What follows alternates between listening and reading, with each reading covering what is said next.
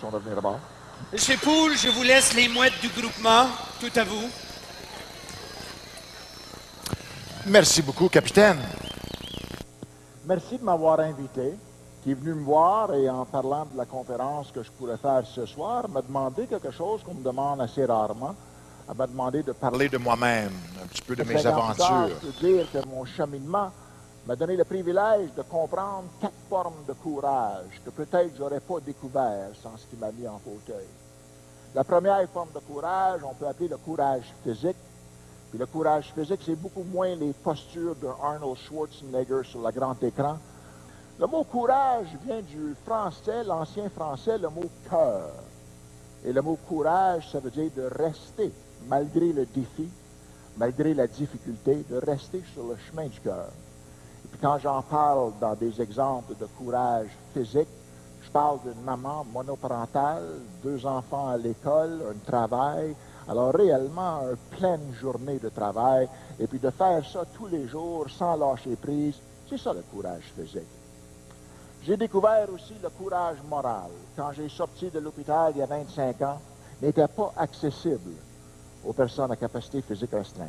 Il y avait des marches pour rentrer. Alors, le courage moral consiste à vouloir changer les choses qui méritent d'être changées. Et puis, depuis ce moment-là, je suis réellement impliqué au niveau du mouvement des personnes handicapées ici au Québec, au Canada et internationalement. J'ai découvert le courage social. Et le courage social, ça m'a frappé dur. Parce qu'avant l'accident qui me met en fauteuil, 6 pieds 4, athlétique, une carrière, j'avais un certain statut social.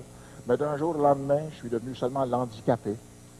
Puis j'ai compris que le courage social, ça voulait dire réellement de créer et de recréer les liens qu'on veut avec les autres et d'affirmer ces liens qu'on aimerait avoir avec les autres. Et finalement, j'ai découvert le courage créatif. Puis le courage créatif, c'était le courage d'examiner ma vie jusqu'à ce moment-là. Voir qu'est-ce qui avait mené à cet accident que j'ai eu pour ensuite changer mes propres idées. Changer les manières de voir qui m'a permis de frapper un poteau de cette manière-là. Maintenant, qu'est-ce qu'on peut comprendre de la jungle? Pas mal de choses émerveillantes. La photo que je vous amène, c'est un arbre, et sur cet arbre-là, il y a au-dessus de 300 espèces qui sont en train de coexister. Dans l'ancien paradigme, ce qu'on croyait être la survie des plus forts, la survie du plus sauvage, ce serait en train de se déchirer. À proche observation, c'est pas du tout ce qui se passe. C'est beaucoup moins sauvage qu'on aurait cru. À l'intérieur de ces espèces-là, on peut voir des exemples de mutualisme, d'interdépendance, d'entraide, toutes sortes de merveilleuses choses. On a compris que le principe de gestion de base dans toute la nature s'appelle l'altruisme égoïste. Contraire à ce qu'on avait cru, que c'était la survie des plus féroces, c'est pas ça du tout. Si c'était les plus féroces aujourd'hui sur la Terre, ce serait les grands dinosaures. Ils sont encore sur la Terre, mais à 70 cents le litre de ce temps-ci. Hein? Non, dans la nature, ce qui gagne, c'est la survie des requis d'une vie puissante. Je pense que la plante que je vous ai amenée, ça c'est un arbuste du Costa Rica, et puis vous pouvez voir l'ampleur de les feuilles de cet arbuste-là. Elle est en train de vivre une vie puissante. Il y a 5 critères que je retiens de tout ça. La première, c'est une présence physique. Il faut être à l'horaire. Woody Allen, le comédien, qui nous dit que 80% du succès, c'est simplement se présenter. La plupart des gens ne se présentent pas. Alors, présence physique, le premier critère. Le deuxième critère, c'est une autorité émotionnelle.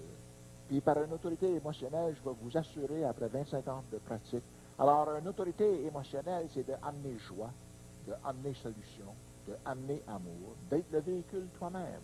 Si tu peux faire ça, tu vas avoir l'autorité. Les gens vont vouloir discuter avec toi, écouter ton message. Ça prend aussi une affirmation intellectuelle. Combien de fois qu'il faut répéter le même message, combien de fois qu'il faut se représenter avec les mêmes sortes de choses, souvent. Alors, si on perd, si on dit non, si à n'importe quel moment on arrête, ben, ça arrête. Alors, ça prend définitivement une affirmation intellectuelle. Ça prend aussi une disponibilité spirituelle. C'est-à-dire, quand j'amène des propositions, quand j'amène des solutions, quand je suggère qu'on pourrait arranger quelque chose, ou changer quelque chose, ou faire quelque chose autrement, Il faut être disponible. Il faut laisser savoir à l'autre que je vais t'aider dans cette démarche-là. Je vais t'accompagner là. C'est pas assez de seulement dire que tu devrais faire. Il faut être disponible. Puis la cinquième chose, c'est une énergie, une force transactionnelle. Puis une force transactionnelle, ça veut dire ton message dit quoi après que tu es parti? Est-ce que ça continue à parler après? Je vais vous laisser avec une dernière anecdote. Seulement parce que je ne voulais pas vous laisser avec l'impression que la jungle elle est facile et confortable. Il y a une vraie compétition. Et puis c'est des fois meurtrier. Alors ma dernière histoire parle d'un groupe de deux bons amis, des amis un peu comme les gens à votre table. Regardez-vous un petit peu. Où ils ont décidé de rester un peu plus après la semaine de formation, une semaine ensemble pour voyager. Puis un jour se trouvaient en train de marcher dans une jungle. Deux bons amis marchant dans la jungle, émerveillés par la beauté, quand ils ont entendu le rugissement d'un jaguar. Et puis tout de suite, les histoires que je leur ai racontées sur la férocité du jaguar, sur l'intelligence du jaguar, sur le fait que les anciens sorciers disaient que le jaguar pouvait même lire les pensées de l'homme, et que si un jaguar te traquait, ton temps sur cette terre était limité à quelques instants seulement. Dis-moi pas que tu penses que tu vas courir plus vite qu'un jaguar. Il faut se faire répondre, j'ai pas besoin de courir plus vite que le jaguar, j'ai besoin de courir plus vite que toi. Je vous remercie beaucoup pour votre attention.